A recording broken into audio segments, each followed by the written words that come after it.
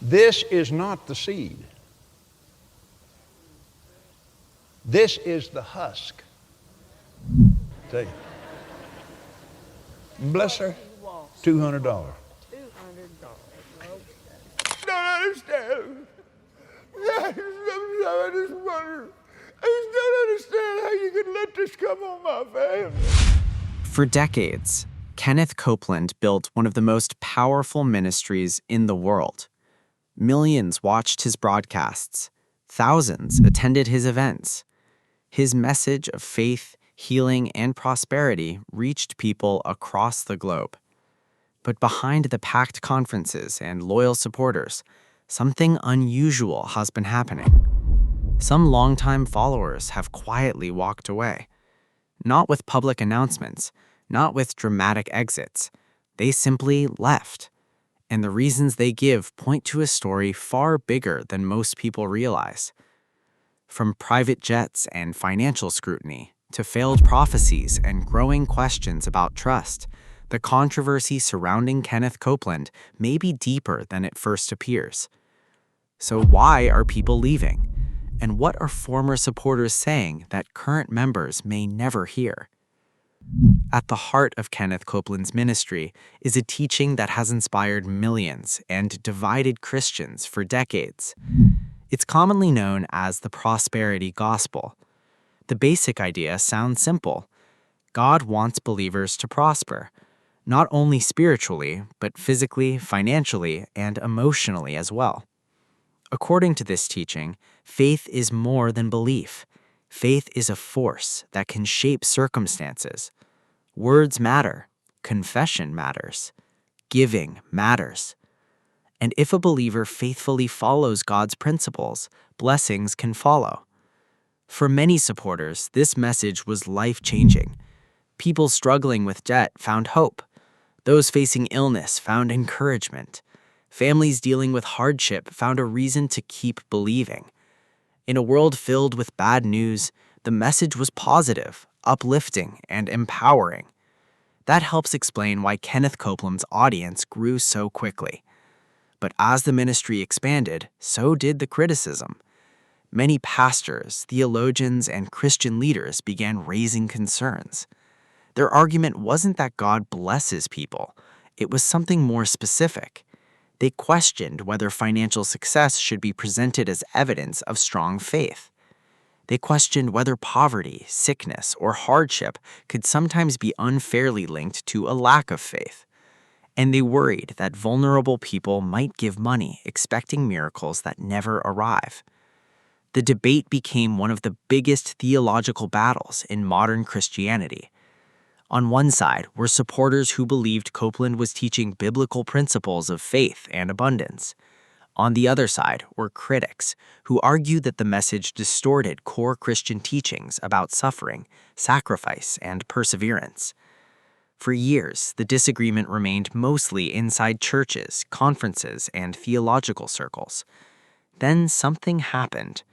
As Kenneth Copeland's message about prosperity spread around the world, people began paying closer attention to something else. His lifestyle, the homes, the travel, the luxury, and eventually the airplanes. For some followers, the question was no longer just about what was being preached. It was about whether the messenger himself reflected the message. And that question would lead to one of the most talked about controversies of his entire career. For years, Kenneth Copeland's supporters viewed his success as proof that his teachings worked. If faith could bring blessing, then a growing ministry seemed like evidence of that blessing. But not everyone saw it that way. As the ministry expanded, attention began shifting away from the sermons and toward the lifestyle surrounding them. Questions started appearing in news reports, online discussions, and Christian circles. How much wealth should a minister have? At what point does success become excess? And should religious leaders live differently from the people supporting their ministries? These questions followed Kenneth Copeland for years. Public records and media reports highlighted the ministry's access to multiple aircraft over time. Critics pointed to private aviation as a symbol of wealth that seemed difficult to reconcile with the struggles faced by many ordinary believers. Supporters responded with a different argument. They said large ministries require extensive travel. They argued that private aircraft allowed Copeland and his team to reach more events, more countries, and more audiences in less time. To them, the planes were tools for ministry, not symbols of luxury. But the debate didn't stop there. As discussions about wealth continued, critics began looking at the bigger picture: the ministry's growth, its assets, its influence, its public image. For some observers, these concerns weren't necessarily about whether Kenneth Copeland had broken any laws. They were about perception. The image of extraordinary prosperity created a growing disconnect for some followers who were struggling financially themselves. And the more visible the lifestyle became, the more difficult those questions became to ignore. Then came a moment that would push the controversy far beyond church circles: a single interview, a few unexpected questions, and one answer that would spread across the internet at lightning speed. What happened next turned a long-running debate into a viral global story. Even people who had never heard of Kenneth Copeland suddenly knew his name. And for some former supporters, this became a turning point they could never forget. By 2019, Kenneth Copeland had already spent decades dealing with criticism, but nothing could have prepared his ministry for what happened next. During an interview with a television reporter, Copeland was asked a question many critics had been asking for years: why not fly on commercial airlines? At first, it seemed like a simple question, but the answer quickly became one of the most talked about moments of his career. Copeland defended the use of private aircraft and explained why he believed commercial travel was not the best option for his ministry. During the exchange, he described commercial flights using a phrase that would soon spread across social media, news outlets, and YouTube channels around the world. He referred to commercial airlines as being like a tube full of demons. Within days, clips from the interview were everywhere. People who had never watched one of his sermons were suddenly sharing videos of the exchange. Late-night commentators discussed it. News programs replayed it. Critics used it as an example of what they saw as a growing disconnect between powerful religious leaders and ordinary believers. For many viewers, the interview wasn't really about airplanes. It was about perception. The phrase became a symbol of a much larger debate. Some people saw a minister explaining the practical needs of a global ministry. Others saw a wealthy preacher defending an extravagant lifestyle. Supporters argued that the interview was taken out of context. Critics argued that it revealed exactly how detached some religious leaders had become. And perhaps most importantly, the controversy reached people far outside the church. Suddenly, questions that had once been limited to Christian circles were being discussed by the general public. For some followers, the interview changed nothing. For others, it planted a seed of doubt. If the ministry's message was about helping ordinary people, why did the leadership seem so different from those people? But as damaging as the viral interview was, an even bigger issue was waiting in the background. Because long before social media exploded over private jets, government officials had already been asking difficult questions. Questions about money, questions about accountability, and questions that would place Kenneth Copeland's ministry under an uncomfortable spotlight. Years before the viral airplane controversy, Kenneth Copeland's ministry had already attracted attention from a very different group: the United States Senate. In 2007, Senator Chuck Grassley launched an inquiry into the finances of several high-profile televangelists, including Kenneth Copeland Ministries. The investigation was not a criminal case. No one was arrested, no charges were filed, but the inquiry raised questions that critics had been asking for years. How transparent were some large religious ministries? How were ministry funds being used? And should organizations receiving tax-exempt benefits face greater financial oversight? The investigation requested information about ministry finances, compensation, housing arrangements, and other benefits connected to several televangelist organizations. For critics, the inquiry seemed long overdue. They argued that churches and ministries handling millions of dollars should be subject to greater transparency. Some watchdog groups claimed that religious organizations often operated with less public disclosure than many other nonprofits. Supporters saw the situation very differently. They argued that churches and ministries were being unfairly targeted. They believed the government should be careful when examining religious organizations and their internal operations. As the inquiry continued, both sides claimed the facts supported their position. But after years of discussion, the investigation ended without criminal charges against Kenneth Copeland or his ministry. That fact is important. The inquiry generated headlines and controversy, but it did not result in findings that led to prosecution. Yet even without charges, the questions never fully disappeared. For some observers, the investigation reinforced concerns about financial accountability. For supporters, it demonstrated that accusations and suspicions were not the same as proven wrongdoing. The debate continued long after the inquiry ended, and for some followers, the issue wasn't whether laws had been broken, it was whether enough information was available to build trust. Because trust is fragile. Once questions begin, they often lead to more questions, and soon another controversy would test that trust in an entirely different way. This time, the issue wasn't money, it was prophecy, and for some believers, the outcome would become one of the most difficult moments in modern charismatic Christianity. For decades, Kenneth Copeland was known not only as a teacher of faith and prosperity, but also as a prominent voice within charismatic Christianity. Many followers believed God could still speak through modern-day prophetic messages. And for years, that belief remained an important part of the movement surrounding ministries like Copeland's. But in 2020, that belief faced one of its biggest tests. As the United States presidential election approached, several well-known charismatic leaders made public predictions about the outcome. Kenneth Copeland was among the influential voices associated with those expectations. Supporters believed they were witnessing prophetic insight. Critics warned that public predictions carried serious risks. At first, many followers were confident. The predictions were repeated across conferences, broadcasts, social media, and religious networks. Then, reality took a different path.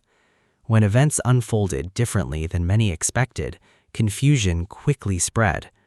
Some believers defended the prophecies. Others argued they had been misunderstood. Some suggested the predictions were conditional or symbolic. But for many observers, the issue was much simpler. If a prophecy fails to happen, what does that mean? That question created tension throughout parts of the charismatic world. For some followers, this wasn't just a disagreement about politics, it was a crisis of confidence. People who had trusted certain spiritual voices for years suddenly found themselves asking difficult questions. Questions about discernment, questions about accountability, questions about whether leaders should publicly claim certainty about future events. The debate became emotional. Longtime supporters defended the ministries they loved. Former supporters began speaking out, and critics pointed to the situation as evidence that modern prophetic claims should be viewed more cautiously. For Kenneth Copeland's ministry, the controversy added another layer to an already growing list of concerns. Some followers remained completely committed. Others quietly stepped back, not necessarily because of one prediction, but because of what the situation revealed about trust. And as more former supporters began sharing their experiences, a pattern started to emerge. Different people, different backgrounds, different reasons, yet many seemed to be pointing toward the same underlying issue. The question was no longer whether controversy existed. The question was why some people who once defended the ministry were now choosing to leave it. And their answers would reveal far more than many expected. One of the most important parts of this story isn't found in headlines, interviews, or government inquiries. It's found in the experiences of people who once supported the ministry.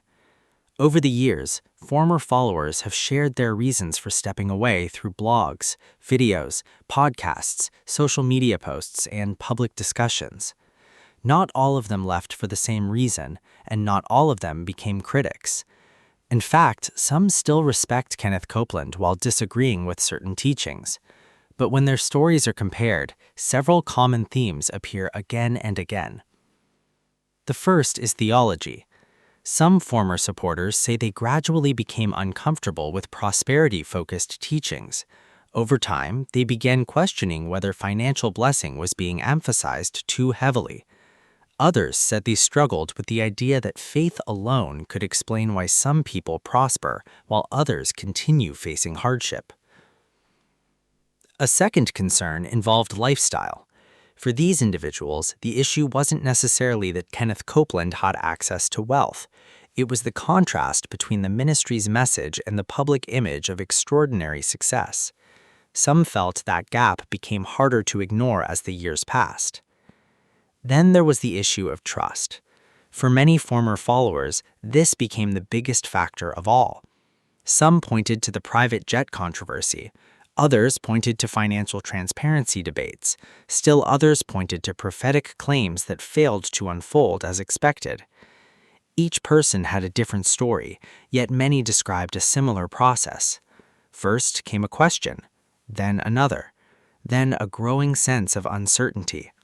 Eventually, some reached a point where they no longer felt comfortable supporting the ministry as they once had. That doesn't mean every former supporter reached the same conclusion, nor does it mean every criticism is necessarily correct.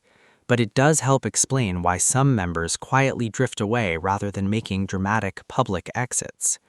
Most departures happen slowly, one question at a time. And while critics often focus on controversies, supporters point to something very different. They point to lives changed, prayers answered, and decades of ministry work. Which raises an important question. If the ministry has helped so many people, why do rumors and controversies continue following it year after year? To answer that, we have to separate fact from speculation. Because not every claim circulating online is true. The internet has a way of turning questions into rumors and rumors into supposed facts. And few religious figures have been the subject of as much online speculation as Kenneth Copeland. A quick search reveals countless videos, posts, and headlines making dramatic claims. Some suggest he is hiding serious health problems. Others claim his ministry is collapsing behind the scenes. Some even claim he and Gloria Copeland secretly divorced. But how much of that is actually true? When the facts are examined, a very different picture emerges. Let's start with his health. Because of his age and appearance, speculation about Kenneth Copeland's health has circulated for years. More recently, reports confirmed that he underwent a medical procedure and spent time recovering in a hospital. That much is documented. What is not documented are many of the more extreme claims circulating online. Stories about secret illnesses, dramatic medical emergencies, or hidden conditions often spread rapidly without reliable evidence. The same pattern appears with marriage rumors. Despite repeated claims on social media, there is no credible evidence that Kenneth and Gloria Copeland divorced. In fact, available information indicates they remain married after more than 60 decades together. Then there are rumors about criminal investigations, arrests, and secret scandals. These claims generate attention online, yet many are built on speculation rather than verified facts. This is where the story becomes more complicated, because some of the ministry's controversies are very real. The private jet debate happened. The Senate inquiry happened. The criticism from theologians happened. The election prophecy controversy happened. Those are documented events. But alongside those documented controversies, a growing cloud of rumors has developed. And when facts become mixed with speculation, it becomes difficult for people to know what to believe. For supporters, this creates frustration. For critics, it creates confusion. And for those trying to understand why some members leave, separating truth from rumor becomes essential. Because once the rumors are stripped away, we're left with a more important question. What is the actual reason some followers walk away?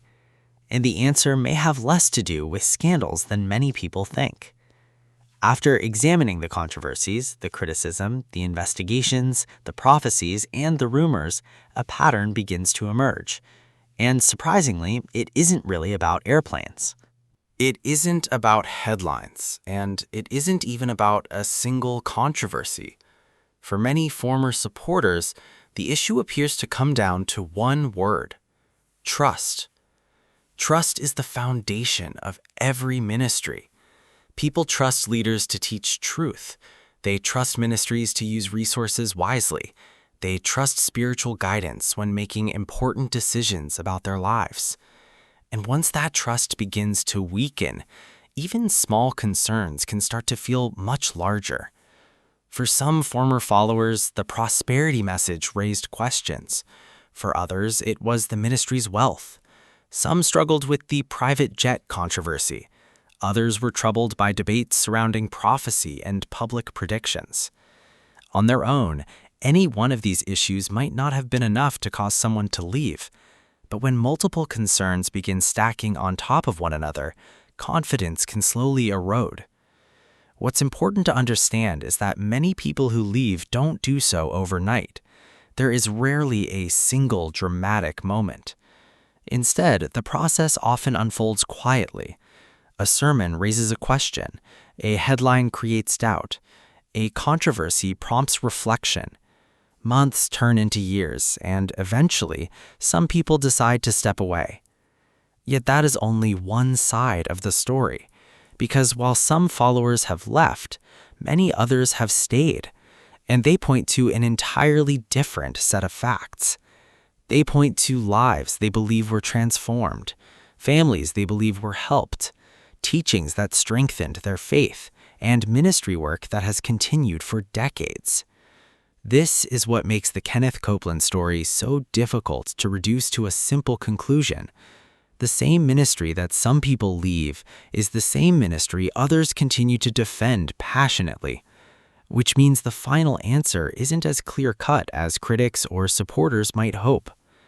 In fact, the deeper you investigate, the more complicated the story becomes. And that's where the biggest question of all begins.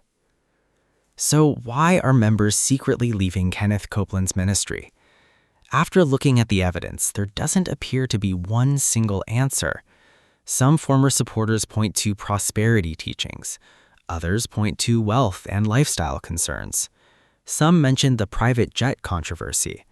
Others cite questions about financial transparency. And for some, the turning point came during debates over prophecy, trust, and accountability. Each person has their own story, their own experience, their own reason for stepping away. But throughout this investigation, one theme appeared again and again. Not money, not airplanes, not even controversy. Trust. Because when trust is strong, people often overlook disagreements.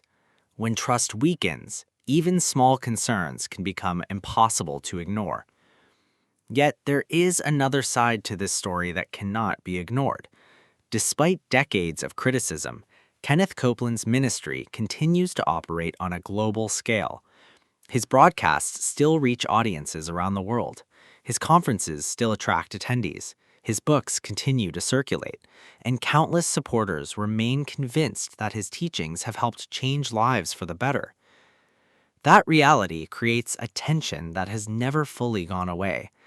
How can one ministry inspire such loyalty while attracting so much criticism at the same time? Perhaps the answer depends on where someone stands. Supporters see a faith teacher who spent decades encouraging people to believe for more. Critics see a symbol of everything they believe is wrong with modern televangelism. And between those two views sits a growing group of people still trying to make sense of it all. Maybe that's why the debate surrounding Kenneth Copeland has lasted for so long, because it isn't really a debate about one man. It's a debate about faith, authority, influence, money, accountability, and what people expect from those who claim to speak for God. But here's the question that remains unanswered. If the concerns raised by former supporters continue growing, what happens next? Will future generations embrace Kenneth Copeland's message the same way millions have over the past several decades? Or are we witnessing the beginning of a much larger shift inside one of the most influential movements in modern Christianity? That story is still being written.